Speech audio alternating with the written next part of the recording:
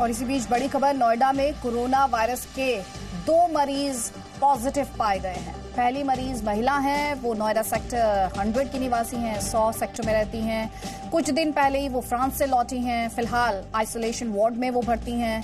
और जिस दूसरे मरीज में कोरोना पॉजिटिव पाया गया है वो भी आइसोलेशन वार्ड में है। अब उन्हें अस्पताल में शिफ्ट कर दिया गया है।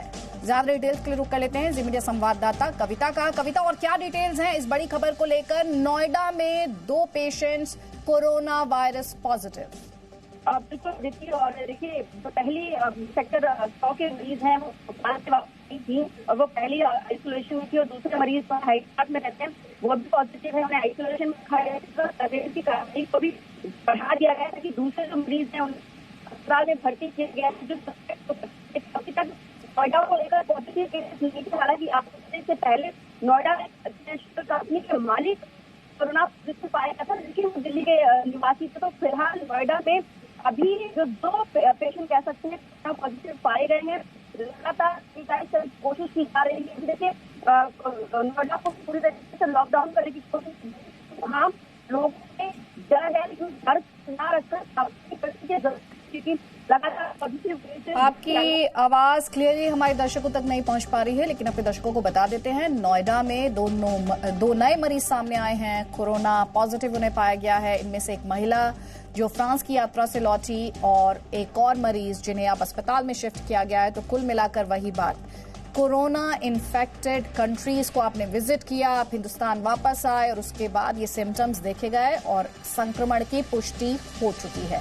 अफगानिस्तान, फिलीपींस, मलेशिया से यात्रियों के भारत आने पर रोक लगाई गई है। कोरोना वायरस के संक्रमण की वजह से 31 मार्च तक के लिए ये ट्रैवल बैन लगाया गया है। दोपहर 3 बजे के बाद हम ये बड़ी खबर आपको दे रहे हैं। अफगानिस्तान, फिलीपींस, मलेशिया से भारत की फ्लाइट्स पर पाबंदी लगा दी गई है। ये पाबंदी 31 मार्च तक, और उसके बाद गवर्नमेंट रिव्यू करेगी उस समय क्या हालात होते हैं। लेकिन ये एहतियातन कदम, क्योंकि ये इन्फेक्टेड कंट्रीज हैं, अफगानिस्तान में केसेस सामने आए हैं, फिलीपींस में, मलेशिया से यात्रियों के भारत आने पर फिलहाल पाबंदी लगा दी गई है। ये है इस वक्त की बड़ी खबर। साथ ही हम आपको अफवाहों के प्रति भी आगाह कर रहे हैं। तो कोरोना पर इस वक्त जितने मुंह और उतनी ही बातें सामने आ रही हैं, इसीलिए हम आपको सिर्फ विशेषज्ञों की प्रमाणिक बातें सुना रहे हैं, जिससे आप बिल्कुल भी कंफ्यूज ना हो।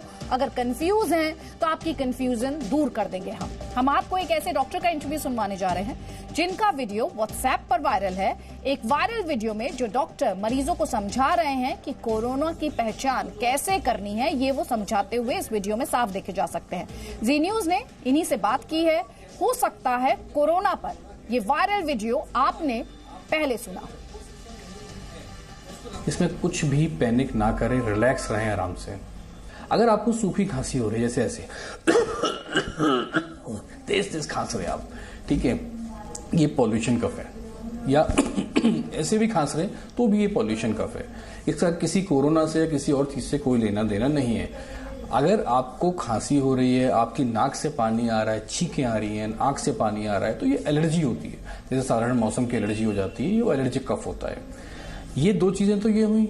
तीसरा है, अगर आपको खांसी है, बलगम आ रहा है, जुकाम हो रहा है और साथ में बुखार आ रहा है, जैसी बुखार ऐड होता है इसको हम वायरल बोलते हैं। अब वो वायरल स्वाइन फ्लू भी हो सकता है, साधारण वायरल जो दुनिया को फैला हुआ है होता है वो भी हो सकता है, और वो और 10 टीबी भी हो सकती है, कुछ भी हो सकता है, निमोनिया भी हो सकता है। पर अगर कोरोना की बात करें तो उसके अंदर फीवर होता है तेज और ड्राई कफ होता है, और पेशेंट को अगले 24 से 48 घंटे में ब्रेथलेसनेस शुरू हो जाती है, सांस फूलने लग जाती है। ये कोई नियम नहीं है, पर मोस्ट ऑफ द पेशेंट्स में, जो चाइना में, इटली में, जहां भी फैला गया, रिसर्चेस में यही पाया गया कि इन लोगों को यही सिम्टम हुए थे। नियम ऐसा कुछ नहीं है। और ये भी नियम नहीं है कि अगर आपको खांसी है, सूखी खांसी और तेज बुखार, तो आपको कोरोना हो गया। नहीं, बिल्कुल नहीं। हो सकता है सिंपल ये भी एक वायरल हो। वायरल में कई बार नॉर्मल सूखी खांसी भी होती है। तो आपको ये ध्यान रखना है कि अगर आपको सूखी खांसी है, तेज बुखार है, सांस फूल रही है, आप डॉक्टर के पास चले जाइए। कई बार लगता है आपको सांस फूल रही, नहीं फूल रही होती। हर डॉक्टर के पास एक इंस्ट्रूमेंट होता है, इसको SpO2 मॉनिटर बोलते हैं। आपकी तो इसी अपील के साथ अफवाहों पर ध्यान मत दीजिए और जानकारी के लिए जी न्यूज देखिए। एक छोटे से ब्रेक के लिए।